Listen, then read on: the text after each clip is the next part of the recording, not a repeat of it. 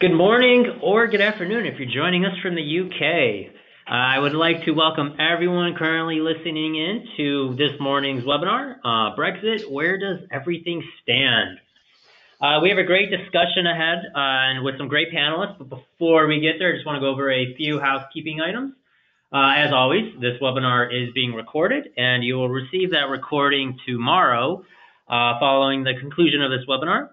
And you will also be able to receive the slide deck, and that link will also be included with tomorrow's email. We also encourage you to ask questions.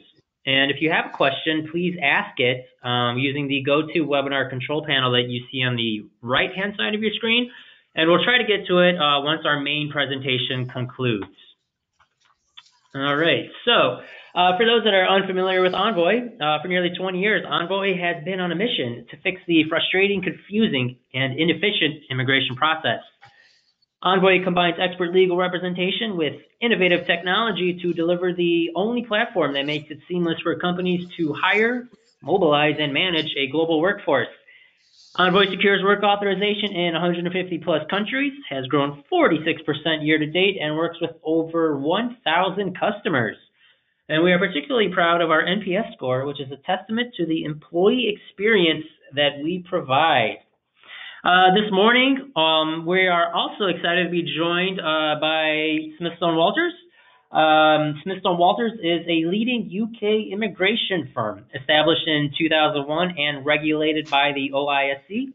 Smithstone Walters has offices in London, New York, Hong Kong, and Mumbai, providing on-ground support to individuals moving to the UK.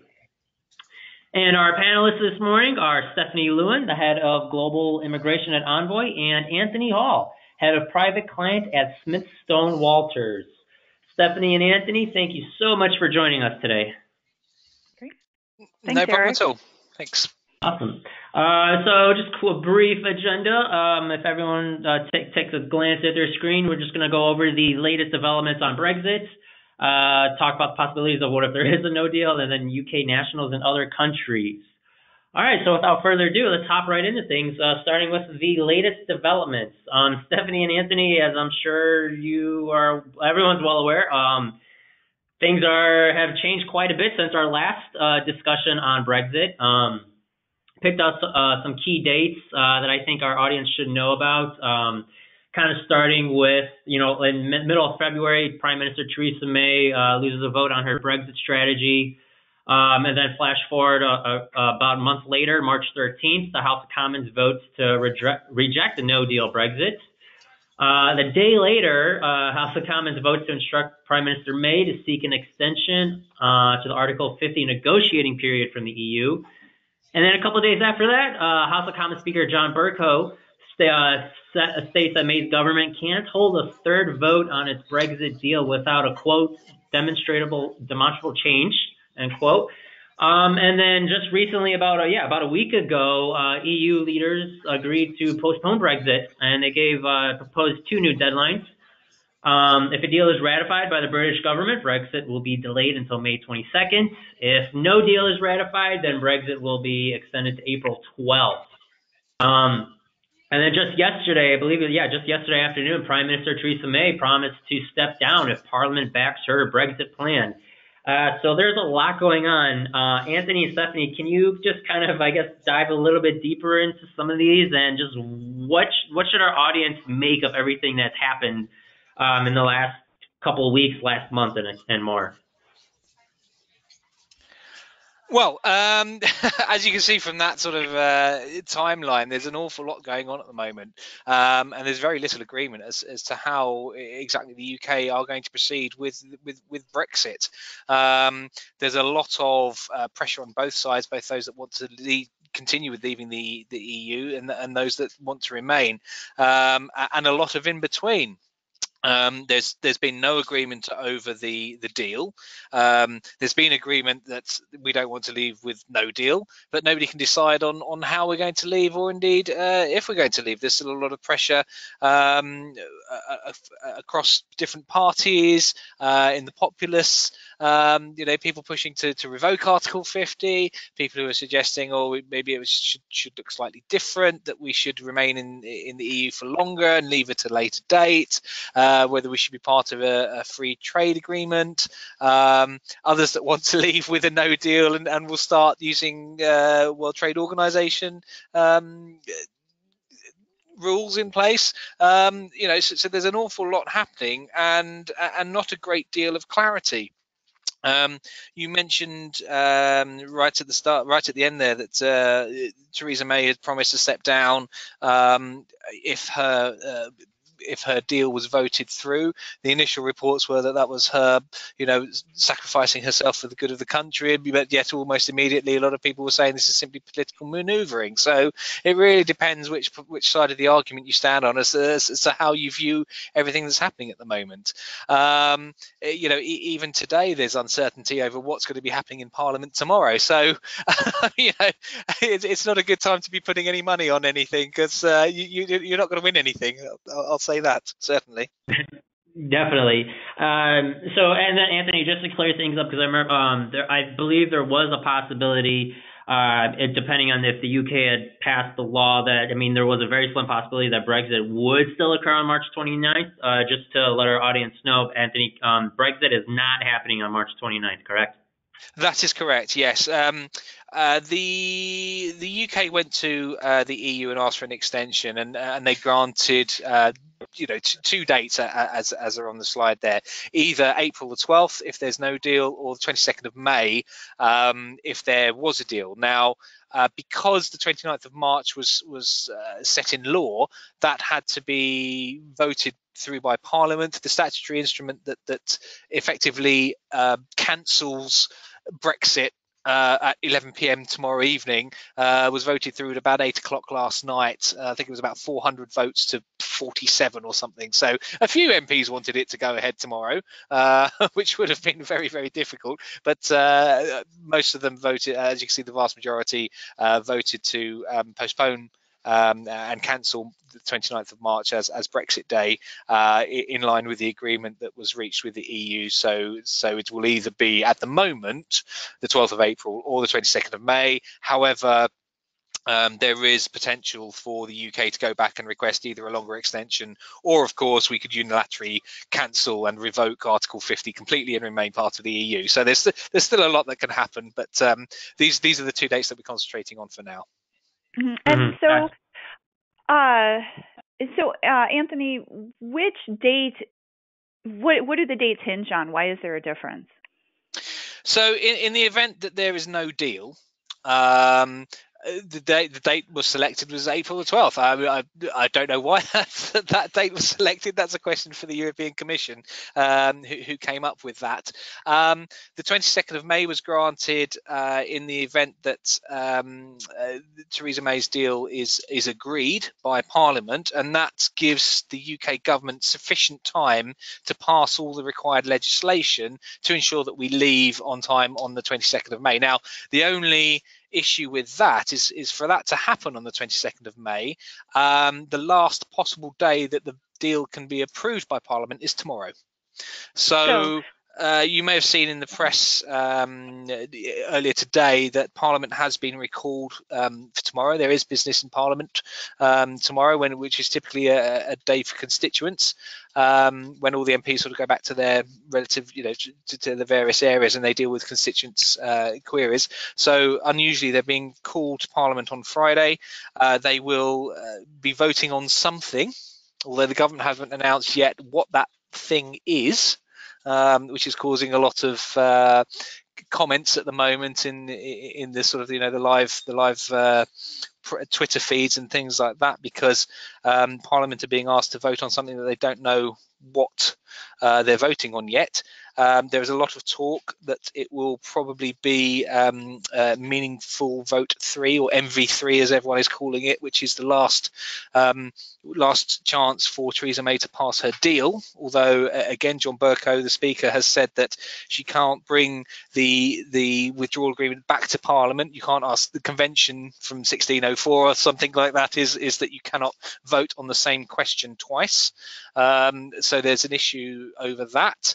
There's some discussion that it is going to be MV3 in some form or another, although it's going to be slightly, it's slightly wrapped up in a different box, to use the analogy. And so we could know by tomorrow afternoon, possibly, probably the evening, I would have thought, whether or not we are leaving the EU with a deal, and if so, then it will be the 22nd of May. If it doesn't pass, then we are looking at April the 12th, unless the UK goes back to the EU and asks for or indicates what they want to do next. In most cases, I think people are anticipating we'll be asking for a longer extension. And so also, if there is a deal, not only will their extension be 22nd of May, but Theresa May will also step down, correct? Yes. What she said is that if her deal passes, she will step down for the second phase of negotiations. Now, exactly when that will be is unknown at this point. So I don't think she's given an exact date. I mean, obviously, she may have given an exact date in the meeting where she announced this, but the details of that's still private. So we don't know all the details at this stage. But I think that will all come out in the event that the deal passes, and that's the big question at the moment, is whether or not that deal is going to pass. Okay, great. So moving on to the timeline then, just to put everything in order, like you mentioned, we're looking at, so March 29th no longer exists. Like you said, it's either April 12th or May 22nd, and we'll know that tomorrow, depending on the outcome of the vote.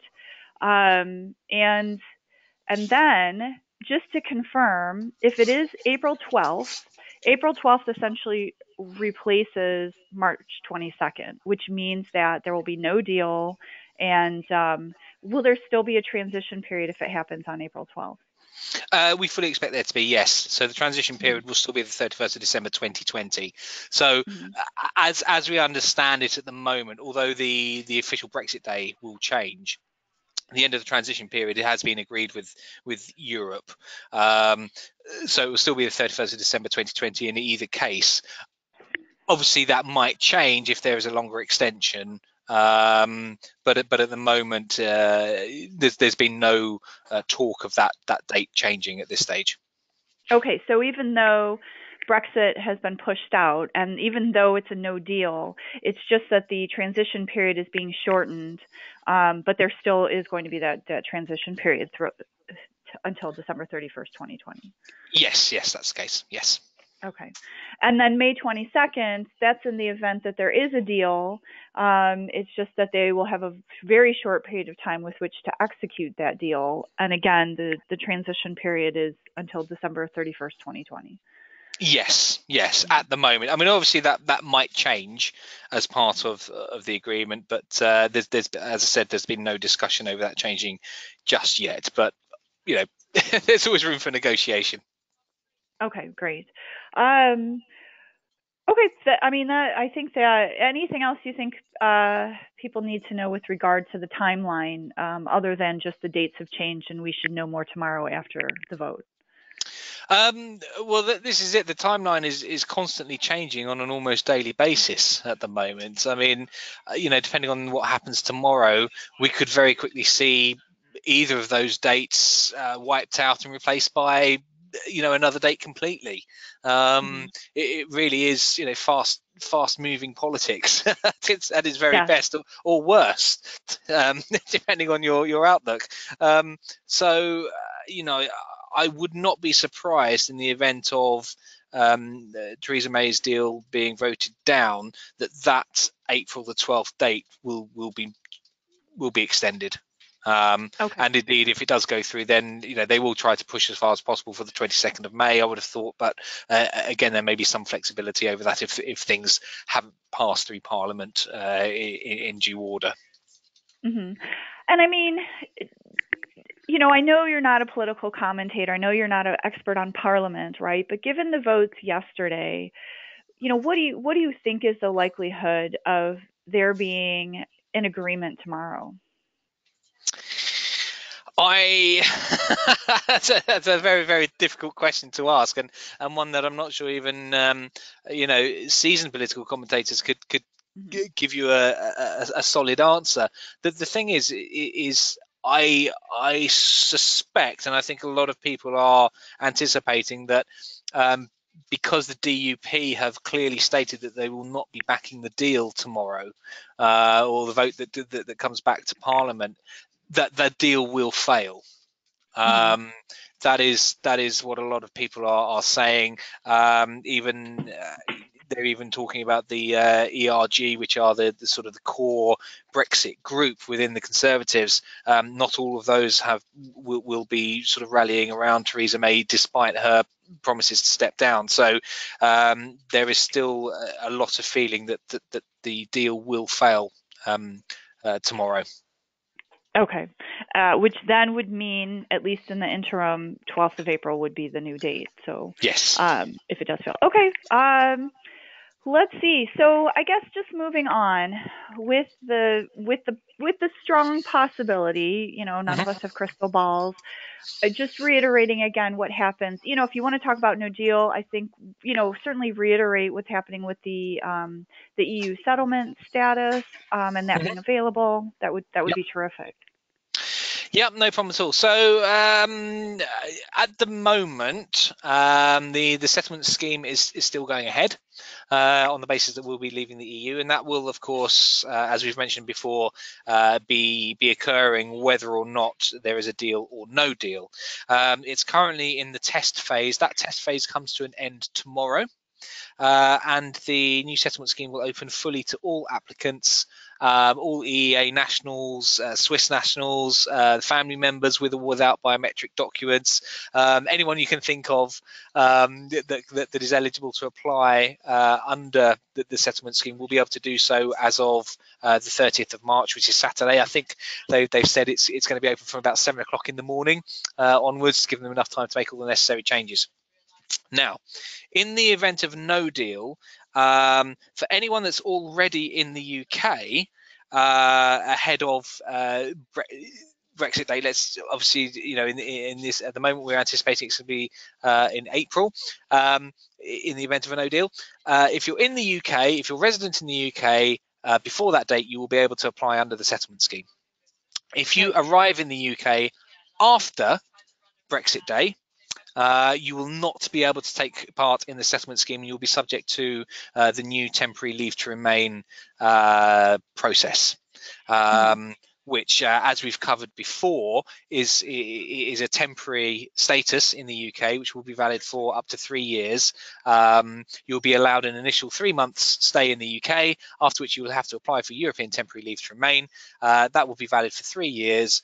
You will be able to work or study in the UK, and then you will be subject to whatever the new visa process is going to be from the end of the transitional period, which will be from 1st of January 2021 onwards.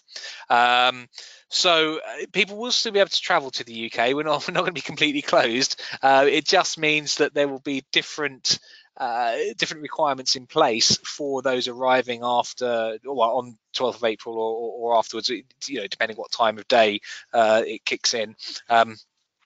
So really, for anybody that's already in the UK, it's you're not going to have to be too concerned about confirming your status, because the settlement the settlement scheme is open for you. You can make applications under that. We've already been assisting a number of people with their applications, and they've all been going through really smoothly. It's one of the easiest visa systems I've ever used for UK applications, and it's incredible just how quickly we can lodge these applications and get responses. It's unlike anything we've sort of seen before. So if you're already in the UK and you're already working, then you're not going to have any problems with making an application under the settlement scheme, whether you qualify for pre-settled or settled status. But if you're not arriving in the UK until after Brexit Day, and it's a no-deal Brexit, then it's going to be a very different story for you, I'm afraid. And what if you're not? What about for spouses and dependent children and whatnot? What about people who have worked in the UK and maybe are looking for new roles or something to that effect? How challenging is the system to use? Well, for settled status, it's very, very straightforward. it is very, very simple, and in fact, a number of people that we help are often quite shocked by just how quick and easy it is to make an application for settled status. It is as simple as scanning your passport, taking a photograph of yourself, answering a few questions, and then your application is sent off to the Home Office. It's considered, and we're getting applications considered within 45 minutes in some cases. Wow. It is really rather than the old system where we'd send off documents and it'd be away for 3 to 4 months. I mean, 45 minutes for a decision on the future of your status in the UK is an incredible processing time, and it's a real testament to what can be achieved when the right technology and the right minds of and the right legislation has been put in place to allow people to make those decisions quickly. It's a very, very simple system to use. The process of uploading documents is very simple, and that's if you need to upload documents. In some cases, the Home Office will be able to carry out automatic checks, and you won't even have to upload anything other than your passport and a photograph. So for those that are already in the UK, the settled status scheme settlement scheme is a very, very good system. It's working. Whether it will be able to capture the 3.5 million that are in the UK, that remains to be seen. But all accounts so far are that the vast majority of people that are applying are getting the status that they are expecting. And so what would you advise for anybody representing employers on the line that they need to do with regard to, talking to their employees about the settled status application? Well, there's a definite push to educate people about the settlement scheme. As an immigration provider ourselves, we are assisting a number of our clients by going in and giving presentations and having one-on-one sessions, and to some extent actually assisting staff with physically making their applications. But even though we're doing that, there's a lot of European nationals here that don't work or aren't necessarily in an environment where they have an employer that's able to support them. So there's lots of adverts on trains, on buses, in the press, advertising and saying if you're an EU national in the UK, you need to do something. This is your opportunity to confirm your status in the UK. Please visit the Home Office website and apply for settled or pre-settled status. So there's a very big education exercise taking place in the UK at the moment to encourage European nationals to register under the settlement scheme. It's going to be mandatory if you want to remain in the UK. You are going to have to confirm your status one way or another. For those supporting employers, then it's all about educating your staff. It's about getting that message out to people to say to them, look, you need to do something about it. In the past, you've been able to rely on your passport to enter the UK to prove your right to work. That's all going to change. Employees need to be aware that they will need to confirm their status in the UK, and eventually we are going to reach a point in the future where when you travel to the UK, you'll show your passport, and if it doesn't say that you have settled or pre-settled status or whatever the visa category might be in the future, then there's potentially you might not be allowed into the UK. And so it's very, very important that message is out, and that staff are made aware that they will need to do something, even though they've never had to do anything before. Okay, that's very helpful. We have a question from our audience, and they'd like to know that how are any bilateral agreements between the UK and US impacted by this? Are any treaties between the UK and the US impacted by this? I don't know the answer to that because that's not my area of expertise, I'm afraid. Okay. I mean, at the moment, we are the UK is obviously part of the EU, so we are bound by any agreements that the EU has with the US. Now, obviously, once we leave the EU, we will no longer have the benefit of those agreements. So we will be in a position where we will have to negotiate agreements with not only the US but all the other countries around the world. Some argue that it puts us in a strong negotiating position. Others are arguing it puts us in a weak arguing position because we haven't got that strength of the EU behind us. So, this is why a lot of businesses are struggling at the moment with the uncertainty, because then they don't know whether, come the 13th of April, whether their goods are going to cost twice as much, half as much, whether they're going to be the same, because of all the various tariffs that may be impacted. That's a question for an economist, really. But I'm sure there will be a lot of press coverage, ultimately, depending on the outcome of Brexit. So just to confirm, though, if it is a treaty that is directly between the UK and another country, and the UK is not dependent on the EU, generally, again, neither of us being economists or experts on this, or the treaty experts, generally the treaty should be fine if it's with the UK directly and another country. However, if it's with the EU and another country, when the UK leaves the EU, then that treaty will need to be negotiated. So we have seen the UK negotiate certain treaties, like with, certain EEA countries, like I believe it's Liechtenstein. I think it's Liechtenstein, Norway. I can't remember the other country right off the top of my head. And then Iceland, thank you. And then we've also seen a treaty negotiated between the UK and Switzerland, and then I think the UK and Japan. So again, if the treaty that's being referred to on the question is a UK-US treaty, then that should be fine because that treaty exists with the UK directly. Yes. As I understand it, if it's bilaterally between the UK and another country, that should be fine. If it's between the EU and another country, then obviously that will not exist when we leave the EU. Okay, thank you for that. So I certainly hope that question is answered.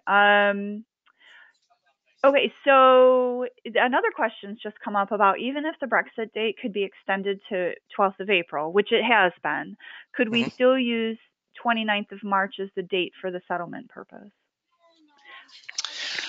Yeah, I mean, the settlement scheme will be opening fully from the 30th of March, so that is not being impacted at this stage.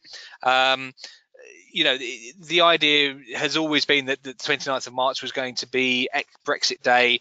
Everything's been put in place for the 29th of March, and obviously, that has changed. But as far as the Home Office are concerned, we're still using that as as a date for a number of changes. So from tomorrow, it's not just the settlement scheme that will be fully open after the 29th of March, but there's also a number of other things that are happening. There's been a recent statement of changes which is impacting on a number of other visa categories, which is coming into force tomorrow. Fees are going up from tomorrow in certain cases. So the Home Office are actually using the 29th of March to carry out a raft of different changes, not just those impacting EU nationals. So tier 2 nationals, people who are on tier 2 visas will be impacted. The last day to submit a tier 1 entrepreneur visa application is today. Tomorrow we're going to have a new tier 1 innovator category. So there's a lot of changes taking place tomorrow, not just those impacting EU nationals. Which tends to happen when there's a major change. The Home Office tends to jump on the bandwagon and say, right, we're going to make all these changes on the same day just to keep it nice and simple.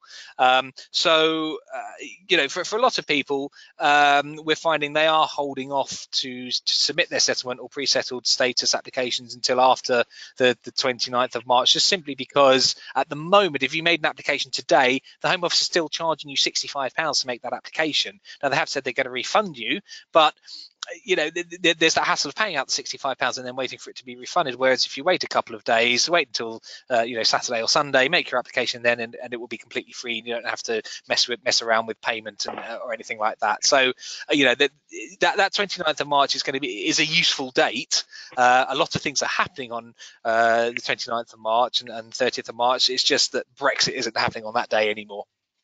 Right. And so technically, the slide that we're showing right now should not be March 29th. It really should be April 12th. But like you alluded to earlier, that legislation didn't pass until late yesterday, UK time. So now it's official that it'll either be April 12th or 22nd of May, depending on what the vote is tomorrow. So Exactly. yeah. And this is a problem we're having at the moment. We are going into to clients and giving presentations with slides that were prepared 2 to 3 days previously, and already the information we are giving is out of date because something else has happened in the meantime, and we're having to say, well, sorry about this, the information on here is incorrect because, as you know, something has changed and this is now the case. So yeah, there's a lot of dates being bandied around at the moment, and it is quite tough to keep on top of things at the moment. But yes, I mean, 29th of March is still an effective date for some things, and for other things, it's fallen away. Mm-hmm. And so that's really useful. So the system goes live for everybody 30th of March. So yes. Not tomorrow, but 30th of March. Right now it's still in test mode, and is only open to certain people. But like you said, the biggest differential being until 30th of March, they will charge a fee, which will be refunded. As of 30th of March, no fee should be charged. Correct. Yes. Right. Okay. That's really useful. Okay, and so I think that's helpful. The other thing is too, like you were saying, with the changes that are happening, like with Tier 2, and whatnot. This is a pretty typical time frame, right? Because of the tax year, which happens around April 5th, April 6th, right? So changes get introduced by the UK government, and then they get enacted, and here we are on the cusp of the tax year for the UK. So it's not unusual, for them to be rolling out changes, not just with regard to Brexit, but also with regard to other changes within the immigration piece. Exactly. I mean, normally the changes take place on the 6th of April, which is traditionally the start of the tax year. But in this case, they thought, well, if we're leaving the EU on the 29th of March, then we might as well do everything at the same time and do it on the 29th of March. Obviously that's not, as I said, that's not happening anymore. But, all the other changes are still taking place on the 29th of March because it's around about the same, the time that they normally make those changes anyway. Okay, great. Okay, so moving on to UK nationals and other countries, let's talk a little bit about what's been in the press, right? There's been a lot of talk about British passports and UK nationals traveling on British passports. What's your take on that? What do British nationals need to know about their passports and travel into the EU? Well, just it's going to be a bit of a change, once we finally leave the EU. Whereas before, under the freedom of movement regulations, as long as you're able to prove that you're a UK national, whether it's with a passport or the time that we had national ID cards, you could have used that as well. Then you'd be allowed to enter that country and work, study, perform whatever activity you needed to perform. Obviously, once we leave the EU, we are not going to be part of that system anymore. So for a lot of people, they will need to make sure they've got at least 6 months on their passport. That's a big thing. There's been a big push at the moment to try and get people to renew passports where they're haven't got much time left on their passport. And I think people are being quite realistic about it. But people are aware that if their passport is expiring, then they will need to do something about it if they're looking to go to Europe, not just the rest of the world. So there's not going to be an immediate changeover in terms of delays at the border or anything, unless your passport has less than 6 months, in which case you are going to have a bit of issue. But if you've got, if you just renewed your passport, then you're not going to have too many issues crossing into, France or Germany or anything like that, because of the transitional period. And vice versa, the UK will be recognising the right for French nationals to come into the UK simply by showing their passport until December 2020. So there shouldn't be too much delay at the borders. Obviously, if there are, if any of the border staff go on strike, then of course that means something that could lead to further delays, as there are happening in France from time to time, and other countries. But it's nothing really for UK nationals to worry about when travelling overseas at the moment. Obviously, again, depending on the outcome of Brexit. And I mean, we saw, there was a lot of airport delays this past summer, right? Summer of 2018. Do they have to look at which? I mean, either or, right? Either EU nationals traveling into the UK, UK nationals traveling into the EU. Are there going to be challenges now on what lines can be used? What queues can be used at the airport? Well, I mean, at the moment, I was actually I came back in through Gatwick last weekend, and they've still got all the signs up for pointing for UK and EU nationals this way, all other countries this way. So there's nothing at the moment that's indicating a difference between the UK and the EU. Quite rightly, because we're still an EU country. Right. I suspect once we leave the EU, there will be over time processes put in place to try and sort of segregate out. But you're probably quite familiar that they're using a lot more e-gates now. Yeah. And there's been recent announcements that nationals of certain countries, including US nationals, will be able to use e-gates to enter the UK. So I strongly suspect that that's where everything will be going, is down the e-gate route. Most passports these days tend to be biometric, and so if you're an EU national, you will probably be directed to use an e-gate, and you'll enter the UK that way. And if you've got pre-settled or settled status, that's held electronically against your passport, so you won't need to carry any additional documentation. It will just register against your passport, and in you come. Obviously, if there's any issues with the passport, you might have to go and see a border officer and actually talk to them face to face. But again, in the future, we might well have electronic visas. There's certainly been a lot of talk recently over UK nationals going to Europe will have to apply for an e-visa, similar to an ESTA, for example, if we want to go and visit the US. So there's a lot of different options being discussed at the moment. But we're not going to notice an immediate change. All these changes will be taking place gradually. So, the 13th of April, you're a French national coming into the UK. You're not going to be suddenly held up for 2 hours whilst you pass through immigration. You'll probably go and join the same queue you always did, and you'll be entered into the UK within a matter of minutes. Okay, great. Well, that's good news for everybody. So you brought up briefly this France border issue, right? There's certainly been talk in the news about how, and even the people at the Eurostar, right, have said that if you don't need to travel from Paris to London, don't. There's been talk of long queues. There's been talk of trains being canceled. You mentioned that there's a strike by the French border guards, but it's also been in the news too that they've sort of taken a change to how they're processing passports. Do you want to talk about that a little bit and why that's happening? Yeah, I mean, there have been sort of items in the press. I think at the moment there's a bit of an industrial dispute between French border officers and their employers. And what's happened is that they are working to rule to an extent. So they are thoroughly checking passports, and they're making sure that you are a genuine EU national and that your photo matches your face, for example, which is leading, I believe, to slightly longer queues at border control, and also the security staff as well. They're carrying out full security checks.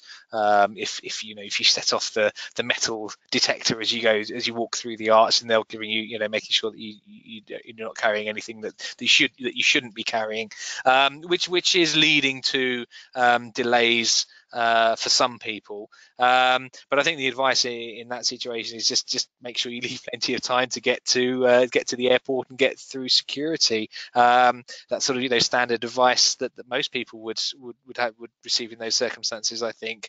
That this doesn't seem to be led by Brexit, in any way, but I'm sure a time will come in the future, once we're no longer members, that we will have to be checked in the same way as any other national coming to an EU country would need to be. Okay, that's yeah. Great. And so just,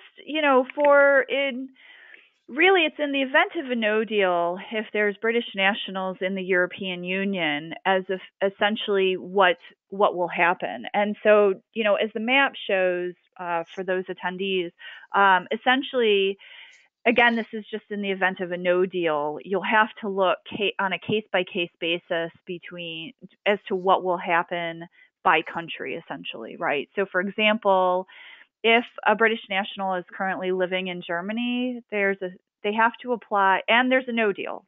So say the 12th of April date happens, Brexit happens, there's a no deal. Any British national living in Germany would have to apply within 3 months of April 12th, and they'd essentially have to apply for a residence document that Germany would be issuing. Whereas, for example, in Sweden, there's a transitional period of 1 year. So if Brexit happens with no deal on 12th of April 2019, in Sweden, there would be a transitional period of 1 year for UK nationals currently living in Sweden, and they'd have to apply within a 12-month period. So they'd have until 12th April 2020. And then, for example, in Italy, Italy's proposed a transitional period. The legislation has not been finalized. Right now they're looking at an application within 21 months of Brexit. So so for any employers that have British nationals in the EU who would like to continue to reside and work there, you'll need to look at each individual country and what's required within each of those countries. So just as an FYI there. I guess, it's been very comprehensive as always. Anthony, it's been terrific for you to share your knowledge. Eric, do we have any other questions or any other comments from? Yeah, so there's a couple getting in there. We have about 5 minutes left. Okay. Before we get there, to the questions, I just want to remind everyone that as always, we have a full webinar schedule coming up. Stay tuned for that tomorrow. But next week there is another webinar, April 3rd, where, again, Stephanie, you and I will be kind of discussing different immigration policies around the world. Some of those that are more friendly to immigration versus those that are exclusionary. So everyone on the line, hope you can join us for that. And then subscribe to our mailing list and follow us on all of our social channels. That way you receive the latest updates, whether it's for Brexit, other immigration trends, and all that good stuff. And then finally, for everyone on the line, we have some SHRM and HRCI credits. So please take a second to copy these down. These will also be included in tomorrow's follow-up email. With a few minutes remaining, Stephanie and Anthony, kind of just leave this one open. The question is, do we know how Brexit will impact GDPR? Wow. Yeah. In a word, no. I'm not an economist, and I wouldn't even begin to know where to find the answer to that. I'm afraid that's something out of my realms of expertise, unfortunately. Yeah, and I've seen articles about how Brexit will impact GDPR, being the privacy regulation, but I think that, like Anthony said, it's still it remains to be seen. So I don't think we have any concrete guidance on that just yet. Okay, no worries. And then I guess before we depart, Anthony, Stephanie, you guys were talking earlier about how businesses proceed. I mean, I guess just what words of wisdom do you have for businesses, as things are in flux and whatnot? Well, it's such a difficult thing to advise on. I mean, obviously, from what to do with your employees, we can obviously advise on that.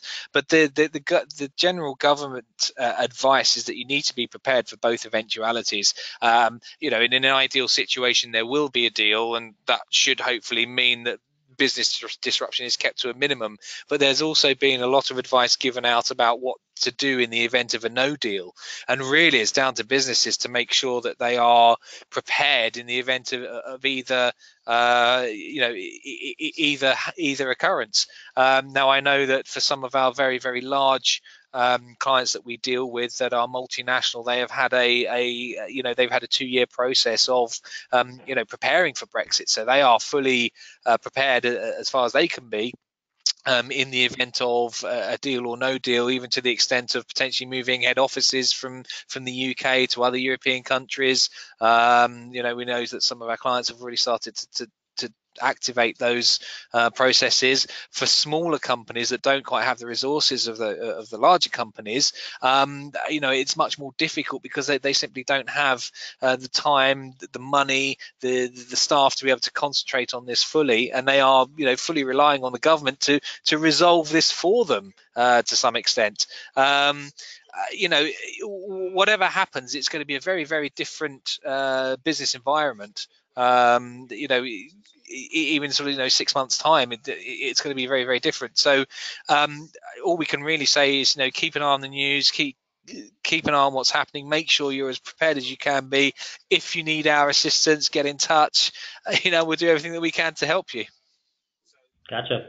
Stephanie, anything? No, I mean, I think that was summarized very well. So it's just really making sure that, exactly, just providing employees with the knowledge that, not only are, people here to help, but that they're also available to help too. So if you're an individual in global mobility, just really reaching out to your employees to saying, hey, look, we've got this. Here are things you can do. If you're an EU national, like apply for the settlement scheme, but just letting them know that they can always contact you as the mobility individual in the event that they have any questions or comments, and just really certainly sympathizing and empathizing with them, because there is some uncertainty around this. But again, not just for EU nationals, but for anybody in the UK at the moment, because there will be this does impact a lot of people. So across the board. Definitely. Great. Well, as always, Stephanie and Anthony, thank you so much for joining us today. It was a very informative presentation, and given that everything's changing, I thought we had a really great discussion. And for everyone on the line, again, this recording will be sent out tomorrow, so please keep an eye out if you would on your email inbox. That way you can listen to this recording again. So Stephanie, Anthony, thank you so much for joining us today. That's okay, no problem at all. Awesome. All right, everyone on the line, thank you so much, and have a great rest of your day.